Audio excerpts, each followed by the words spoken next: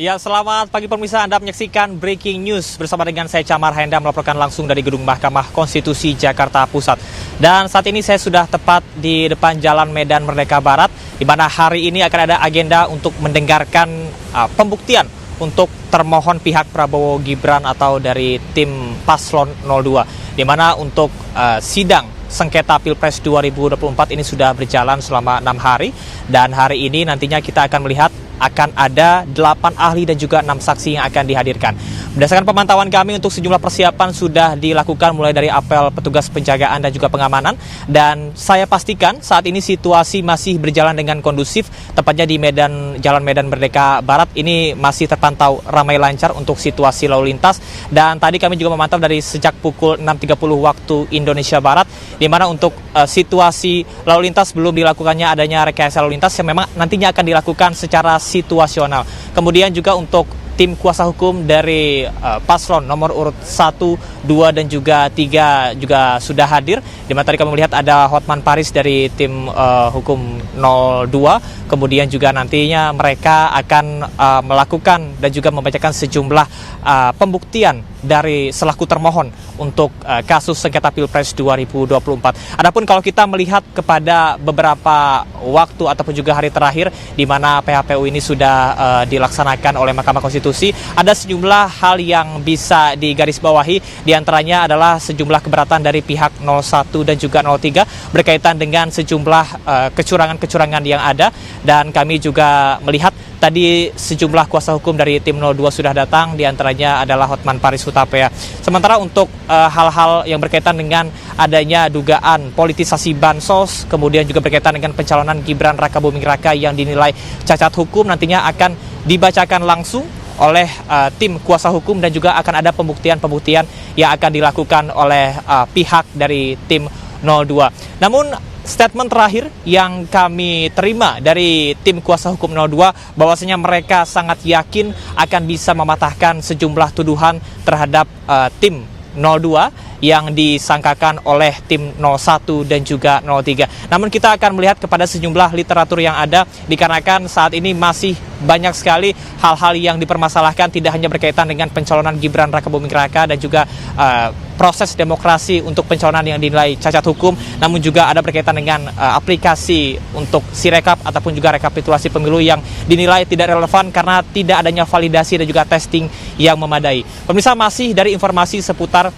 berkaitan dengan PHPU hari ini dan juga sidang sengketa Pilpres 2024, di mana sebelumnya salah satu saksi yakni Hairul Anasuwadi yang menyebutkan bahwasannya Sirekap adalah sesuatu yang sebetulnya tidak relevan untuk bisa dijadikan sebagai alat ataupun juga tolak ukur untuk memantau hasil dari Pilpres, dikarenakan ini sudah terlihat tersistematis dan juga seperti diatur oleh sebuah sistem sehingga banyaknya terjadi kesalahan input data. Dan berikut informasi selengkapnya.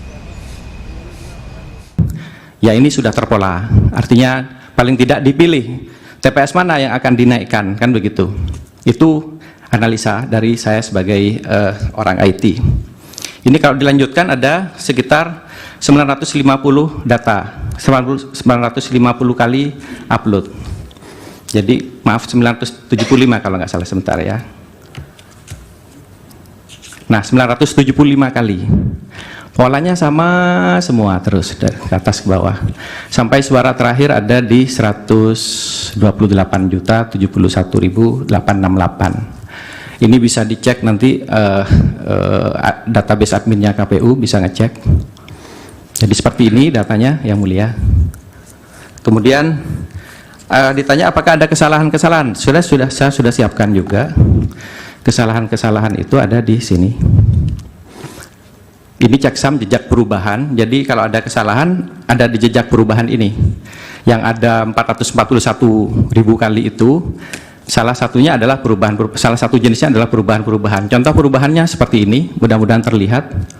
Saya agak zoom ya. Contoh perubahan dari data lengkap menjadi rusak. Saya bahasakan rusak karena seperti ini. Ini ada TPS ID sekian, silakan nanti KPU bisa ngecek. Mudah-mudahan terlihat. Awalnya ada data nih, lengkap. Status suaranya true, status ADM true. gitu ya. C1-nya juga ada, kemudian tiba-tiba berubah menjadi suara paslon hilang, gitu. Kemudian suara sahnya berubah angkanya, suara tidak sah juga berubah, suara total berubah. Kemudian itu jam 18, jam 23 berubah jadi seperti semula untuk data ADM-nya atau data administratifnya. Suara paslon masih terhapus. Ini contoh. Kemudian ini contoh perubahan dari data lengkap menjadi kosong. Ini contoh nih. Ini jadi habis sama sekali kecuali C1-nya ya. Ini contoh. Ini awalnya ada semua. Ini sengaja saya tampilkan sebagian aja nih, kemudian menjadi hilang. Ini ada, hilang. Oke, ada juga pola yang lengkap menjadi tidak lengkap. Jadi sebagian hilang, sebagian masih ada. Bisa di zoom silahkan nanti kalau ini filenya sudah saya share. Ini ada satu lagi, suara paslon dihapus atau berubah. Nah ini contoh. Saudara saksi, iya. Bisa nggak Anda mengemukakan beberapa data yang Anda dapatkan itu, suara yang berubah yang hilang itu pasangan calon mana yang unggul? Ini kan cuma 3 pasangan calon itu. Iya.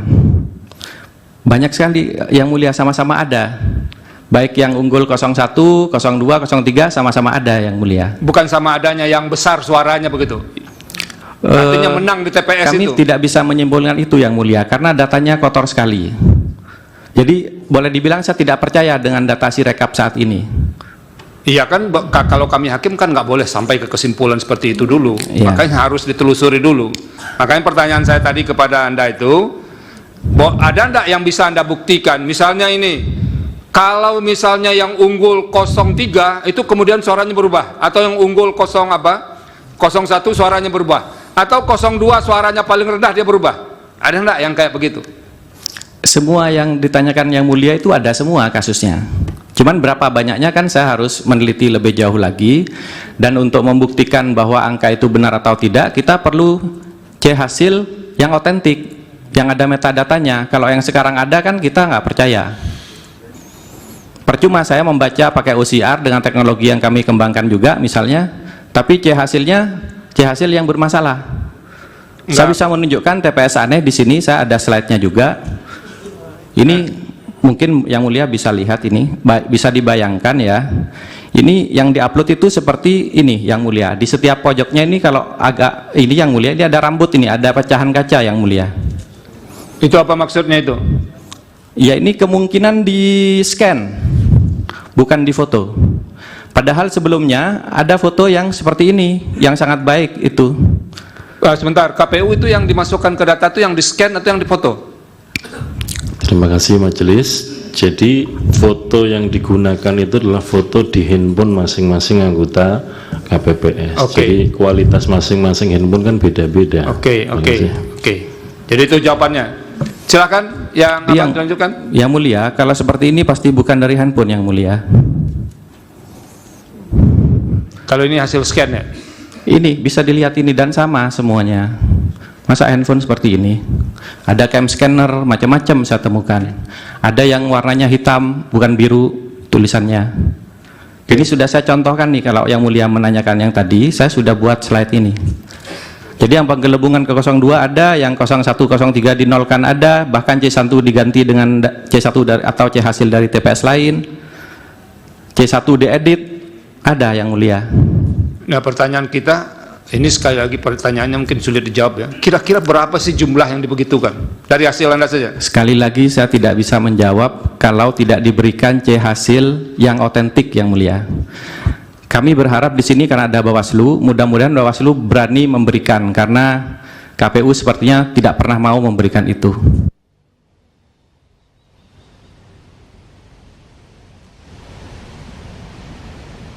Ya, sementara itu Presiden Joko Widodo memastikan bahwasanya keempat menteri dalam kabinetnya akan hadir dalam sidang PHPU sengketa Pilpres 2024. Adapun nantinya pihak-pihak ataupun menteri yang akan hadir berkaitan dengan bansos yang dinilai dipolitisasi.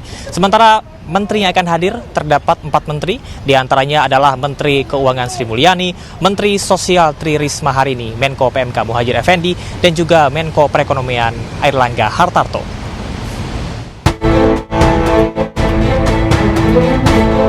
Mahkamah Konstitusi bakal memanggil 4 Menteri Presiden Jokowi dalam sidang sengketa hasil Pilpres 2024 pada Jumat 5 April 2024.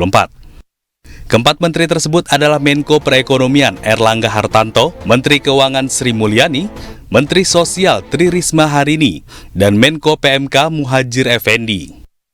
Hari Jumat akan dicadangkan untuk pemanggilan pihak-pihak yang dipandang perlu oleh Mahkamah Konstitusi berdasarkan hasil rapat yang mulia para hakim tadi pagi. Yang pertama yang perlu didengar oleh Mahkamah adalah Saudara Muhadjir Effendi, Menteri Koordinator Bidang Pembangunan Manusia dan Kebudayaan Republik Indonesia. Kemudian yang kedua Bapak Erlangga Hartarto, Menteri Koordinator Bidang Perekonomian. 3, Ibu Sri Mulyani Indrawati, Menteri Keuangan. 4, Ibu Tri Risma Harini,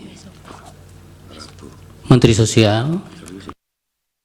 Sementara itu, Presiden Joko Widodo menegaskan bahwa 4 menterinya akan hadir di Mahkamah Konstitusi.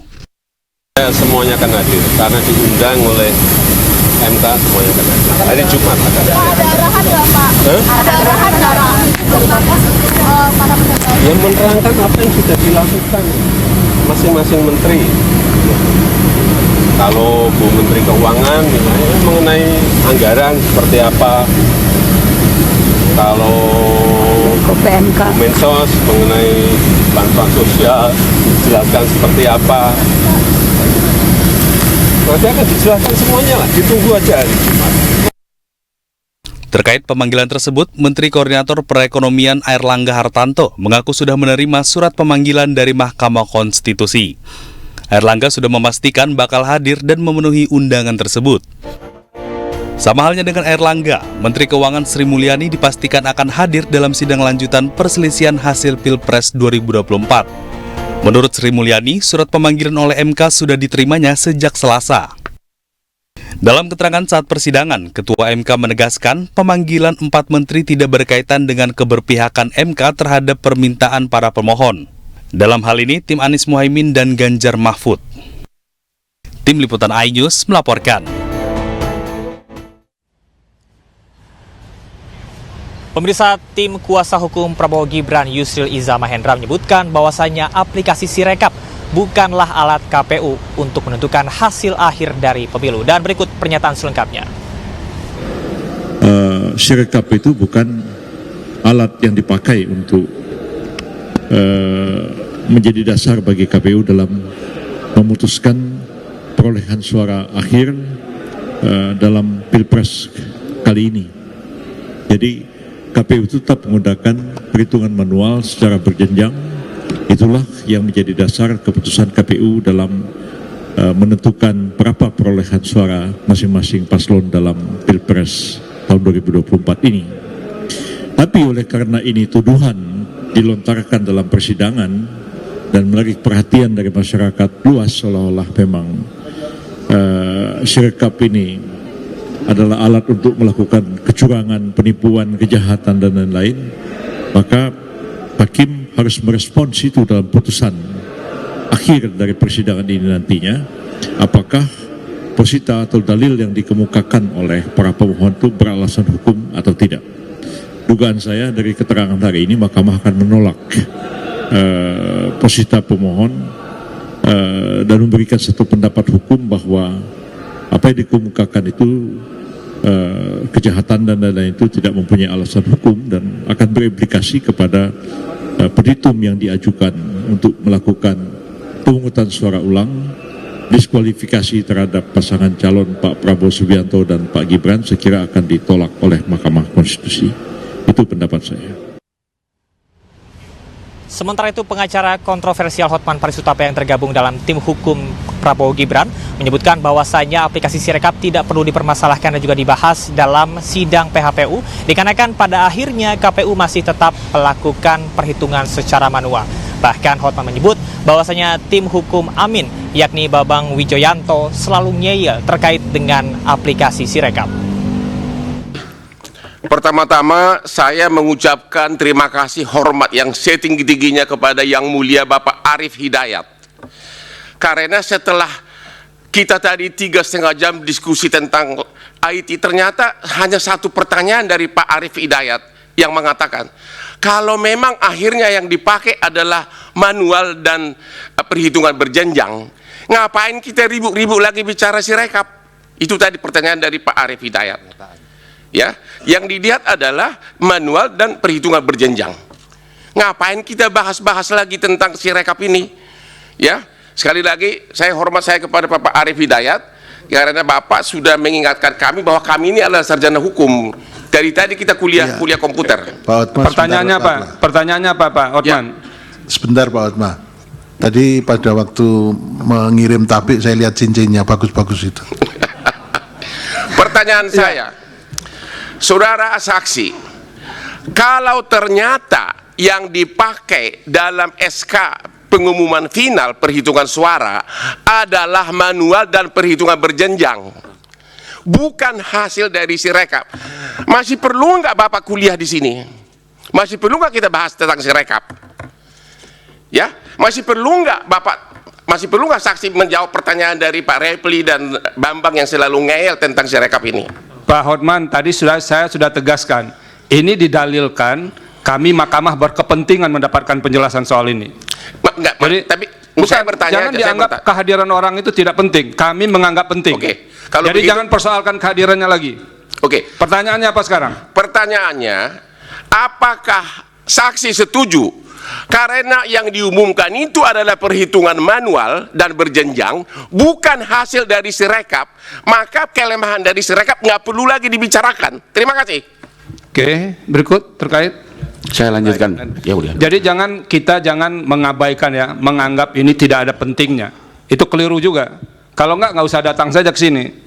Sama yang silakan. Majelis, Baik, Yang Mulia. Majelis cukup. Maksud saya, cukup Pak Bambang. Pernyataan ngeyel itu juga nggak pantas diucapkan. Sudah saya sampaikan tadi. Silakan. Hotman. Baik, terima kasih Yang Mulia. Dari informasi sidang sengketa Pilpres 2024, kita beralih ke informasi lain. Pemirsa, terjadi longsoran di ruas tol Bocimi atau Bogor Sukabumi, dan kita akan kembali terhubung bersama dengan rekan Aldi Hawari dari Studio 3 iNews Tower Jakarta Pusat. Baik, terima kasih Camar dari Gedung Mahkamah Konstitusi. Ya, pemirsa, tol Bocimi yang belum genap 1 tahun diresmikan oleh Presiden Joko Widodo mengalami longsor pada dini hari tadi. Informasi selengkapnya akan kami hadirkan sesaat lagi, tetap di Breaking News.